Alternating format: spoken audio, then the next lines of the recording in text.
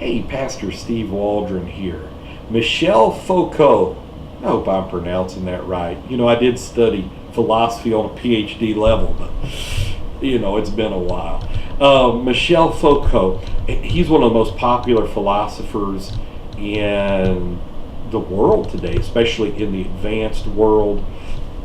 He was a gay philosopher. He was very radical. He was a radical Marxist. He's one of those guys, get on the street, get the megaphone, that type thing.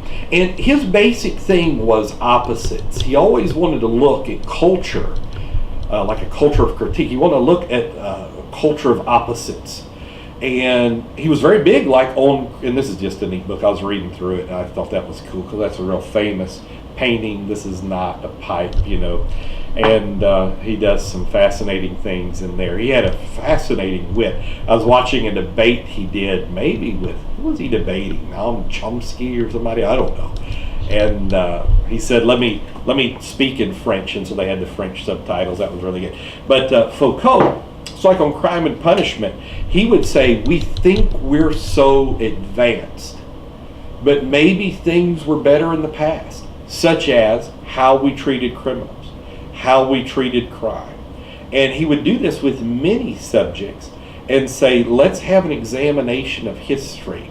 Now, he was a very troubled youth. He was raised by, I think his mom and his dad were surgeons, very wealthy surgeons.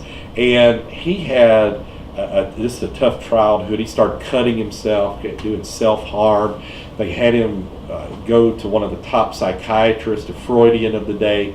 And so then, he just becomes this radical homosexual in days before homosexuality was any type accepted at all. Jean-Paul Sartre really appreciated what he had to say. And so he read Nietzsche, and one time when he was on vacation, and Nietzsche talked about history. Why do you read history? What about history? And so, fascinatingly enough, he then used that to say we learn from history, and then history has lessons to teach us, and maybe we're not so advanced. He didn't just do it. He's most known for his Crime and Punishment, but mental illness he did a lot on because of his own troubled youth and all this.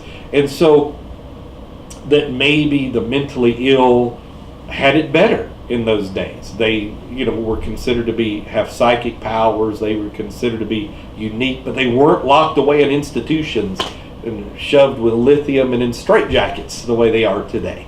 And the same with crime, that even with the most heinous crimes, that maybe with the draw and the quartering that they would do and the disemboweling, that maybe people would look at all that and actually become sympathetic with the committer of the crime and the things that they had, these type things. But Foucault, young people just love him, and it's very seductive. It's seductive in its thoughts. The Bible is so sage, almost 2,000 years ago. It says, beware lest any man spoil you or take from you with philosophy and vain deceits and the rudiments of the world, not after Christ.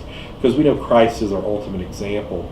But just as Paul, he knew about Grecian poets and things. Sometimes we need to know maybe a little bit about the world around us, what's affecting college students, what's affecting millennials. And of course, Foucault is one of those things that are affecting college students and millennials. Let's just keep praying. Let's have great revival in this end time hour. No, students, know that we're not stupid. We don't hate you. We love you. And just because we did things one way, it doesn't always mean it was wrong. So God bless you, and live for Jesus Christ. It's the greatest thing. Amen.